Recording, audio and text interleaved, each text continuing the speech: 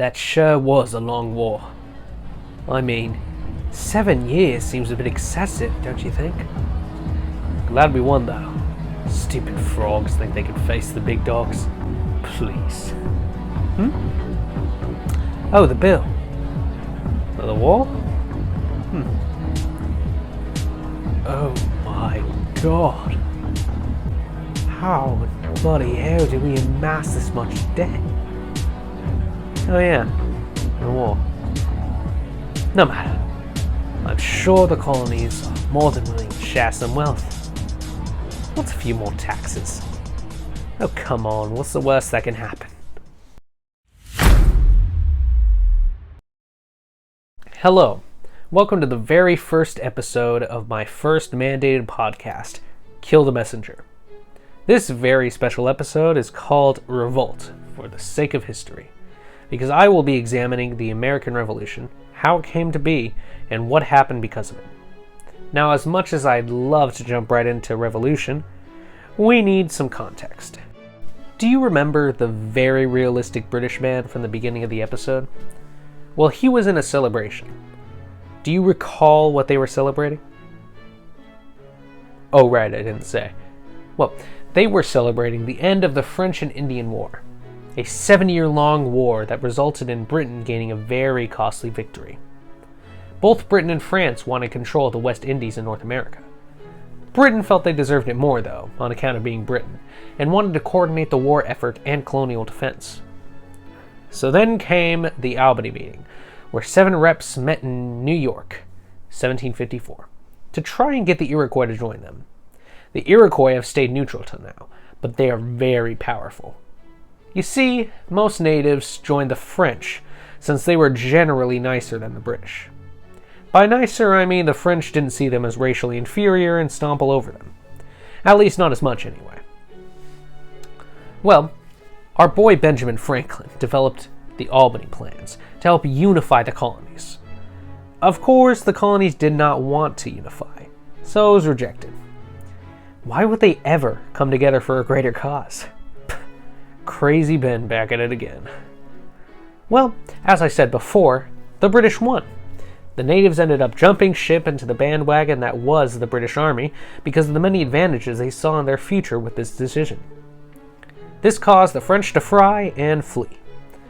The Treaty of Paris in 1763 kicked them the hell out of North America so the Brits could stretch their legs out a bit.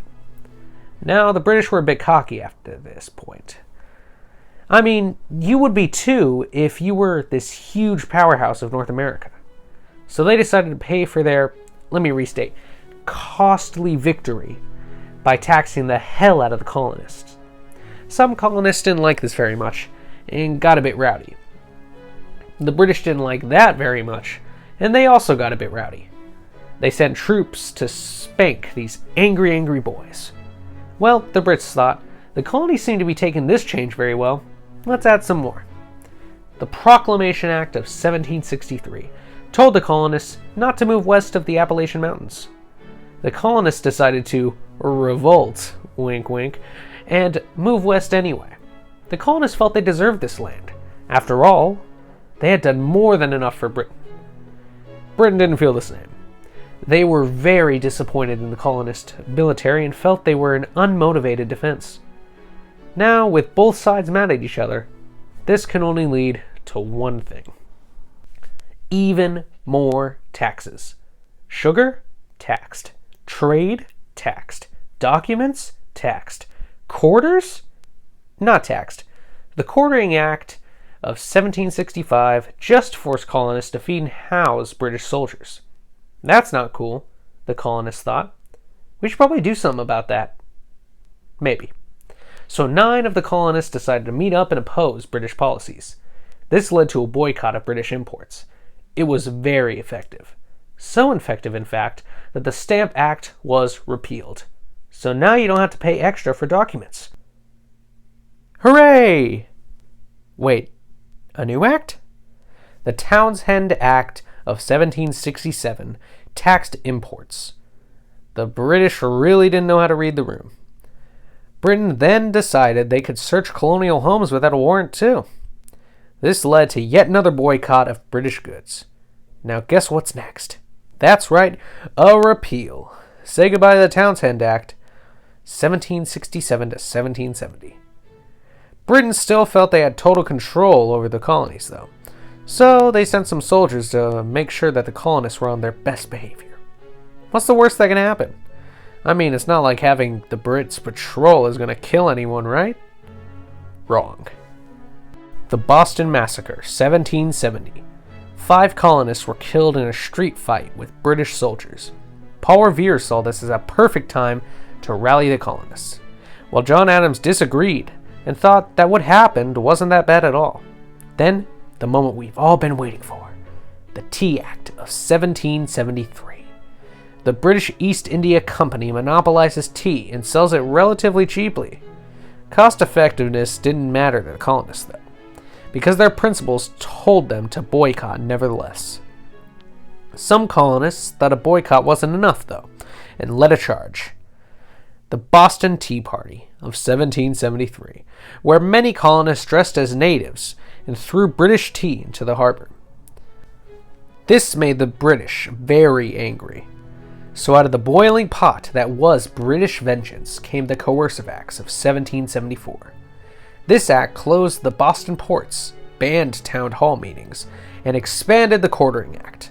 The colonists, being the creative little hooligans they were, nicknamed them the Intolerable Acts. They also decided to once again boycott British goods, because if it ain't broke, don't fix it. This time, though, it didn't lead to a repeal. What the colonists decided to do was meet. The First Continental Congress of 1774. All the colonies, except a certain flaker, Georgia, met in Philadelphia to attempt to repair their relationship with Britain. This resulted in a declaration of rights and grievances, because I'm sure Britain will respond extremely well to criticism. Now, while they wanted to go back to being a big ol' happy family with Britain, they needed to prepare. They prepared their military and planned to meet again in May of 1775. Of course, they didn't need the military or the meeting, because nothing irreversible would happen in the time between the first and second meetings. In the end, everything was going to turn out okay. Everything was not okay. Well, about a month before the second scheduled Continental Congress meeting, there were these little scuffles called the Battle of Lexington and Concord. British troops attempted to arrest Sam Adams and John Hancock. Minutemen were then warned by Paul Revere and William Dawes. Lexington caused the deaths of 8 colonists. The Second Continental Congress went on as planned, and they organized the military even more. After this, there was yet another battle called the Battle of Bunker Hill, 1775. Now, the colonists decided that repairing their relationship with Britain was now or never, so they extended an olive branch. Petition, 1775. The king slaps it away, and the colonies are left in confusion. There's no clear consensus for independence yet. Many are still divided, thinking of themselves as true Brits. So now, very conveniently, Enlightenment ideology emerges. Many colonists find themselves inspired by the messages of people like John Locke and Jean-Jacques Rousseau. Liberty, defiance of the crown, questioning unfair laws inspired the Declaration of Independence. Thomas Jefferson, heavily inspired by Locke, writes a list of grievances in the form of this declaration against King George III. Now, this revolution is rolling with the support of many colonists and foreign nations. The colonists were now getting help from France, and with their familiarity of the war zone, surprise battle tactics, commitment, and great military leadership, they had many advantages to back a victory. Of course, the British also had some advantages. Most of that, though, can be chalked up to having more men and money. Many battles commenced. The Battle of Trenton in 1777, the Battle of Saratoga, also in 1777, and the Battle of Yorktown in 1781. This all resulted in a final victory against the strongest army in the world. The colonies beat the big dogs and won independence. Britain once again attended a Treaty of Paris 20 years later, 1783. Although this time, the British had lost, and had to, among other things, recognize the United States of America as legitimate. In celebration of the victory, states abolished European laws and eliminated property and voting requirements. Many other places were inspired by our victory, like France, Haiti, and other places in Latin America. Progress has been made, but that's not the end of the story. It's only the 1700s after all. With the entrance of Enlightenment ideals came ideas of equality. Women played major roles in the American Revolution. They had to look over the household, some spied on the opposition, and some even served in combat. Thoughts of Republican motherhood came to be. The thought was that women were raising the men of the future, and needed to be educated fully to teach their children about republicanism. This was a huge step in gender equality. There was also a step for racial equality. It's a smaller step, but it still paved the way. Since African Americans fought with the colonists during the Revolutionary War, many began to have ideas of abolition. So came the Pennsylvania Law of 1780, where gradual emancipation started. This would mean a lot more if slavery wasn't protected in the Constitution. Slavery also began to expand west and south, which is quite the punch in the gut for equality. I guess we'll have to wait a few decades for any actual step in the right direction. Of course, for anything to happen at all, America still needs its first national government. Each state set up an official plan for their governments. This included separation of powers, some states bringing back property requirements, and the Bill of Rights. One thing they must all have in common, though, is republicanism. Nationally, we get our first form of government, the Articles of Confederation. So you want to hear the good news or the bad news first? Who am I kidding? I'm answering for you. The good news is that these articles did have a few pros. The Land Ordinance of 1784 states that states can be states if they hit a certain minimum state population stated by the states. The Land Ordinance of 1785 set aside Northwest land for sale and schooling. Finally, the Northwest Ordinance of 1787 set up systems for any new states. Now the bad news. There are quite a bit of cons. The national government had very limited power. They had a unicameral Congress, no executive branch or court systems, no power to tax, couldn't regulate trade. They had to have 9 out of 13 states agree to amend Articles of Confederation, and they had many financial problems. They were also having some foreign relationship problems. Britain, being the petty little buggers they are, disrupted trade and started to arm the natives. Spain banned American shipping.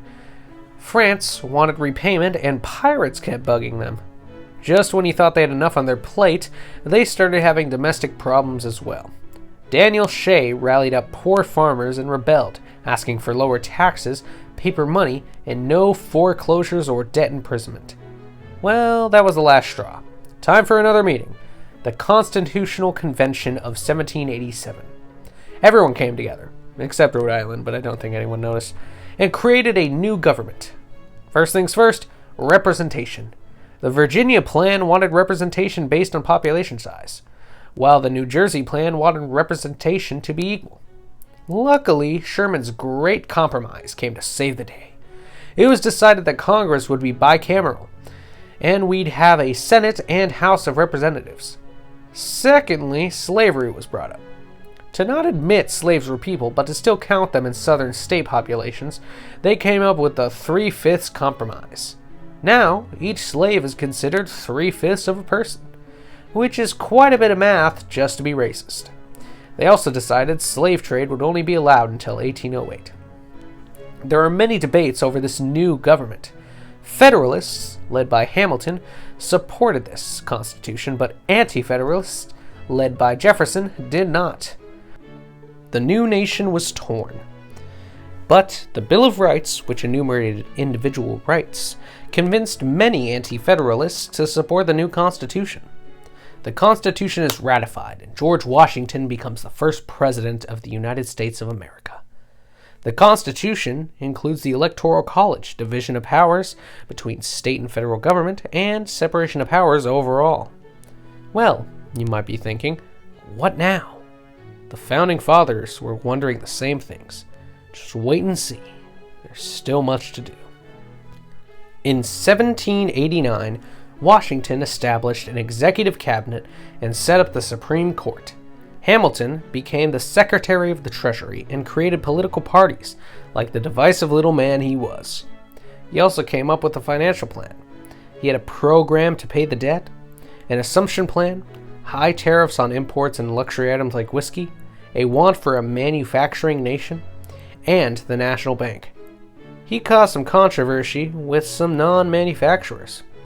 Then, people who wanted a strict interpretation of the Constitution, like Jefferson, were mad at him as well. They said that nowhere in the Constitution does it say that Hamilton was allowed to create a national bank. Hamilton argued that the bank was a necessity because the government needed it to carry out its enumerated powers. This was an argument between the political parties of America, the Federalists and the Democratic Republicans. Federalists had Hamilton's economic view for manufacturing.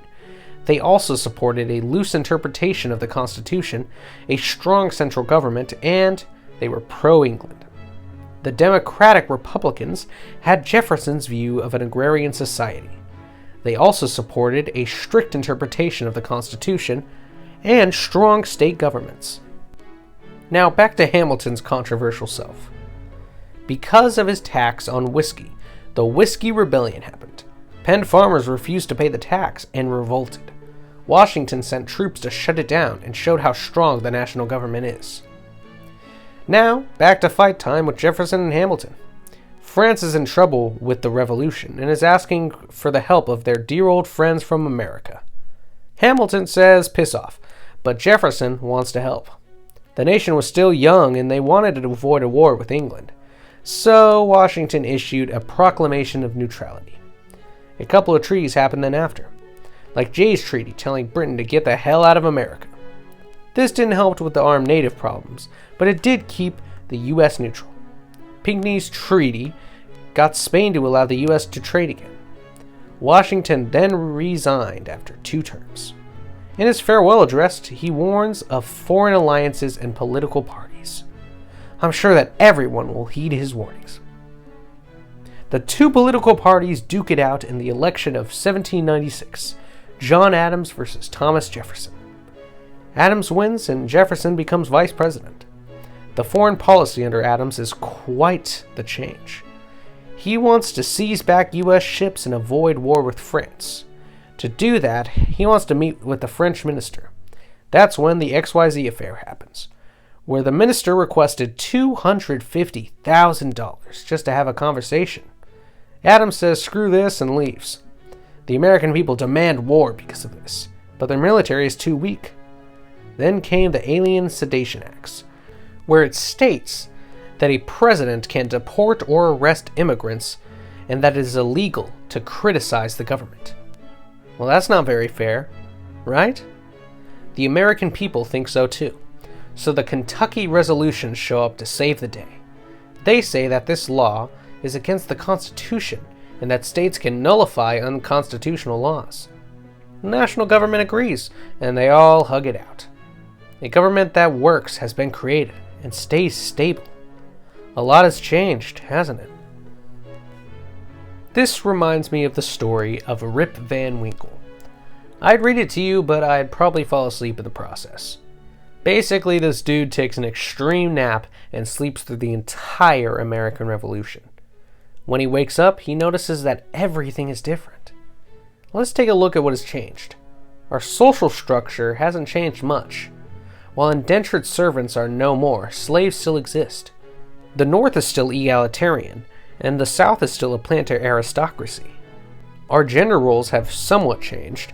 Women are still held back, but their roles have been elevated as caretakers and teachers. They are now valued to teach the next generation. Finally, our political institutions have changed a lot. We used to be 13 colonies, a hereditary monarchy, virtually represented, have the rights of an Englishman, and have property and religious requirements for voting. Now, we are one nation, 3 branches, directly represented, and have natural rights as well as the Bill of Rights, and a reduction of voting requirements. So much has changed since the Revolution. Hell, since the French and Indian War. It paved the way for a better democracy in the future. It started equality for genders and races. It created the nation we live in today. I hope you learned as much as I did making this. Till next time, this was Sean, and remember to kill the messenger.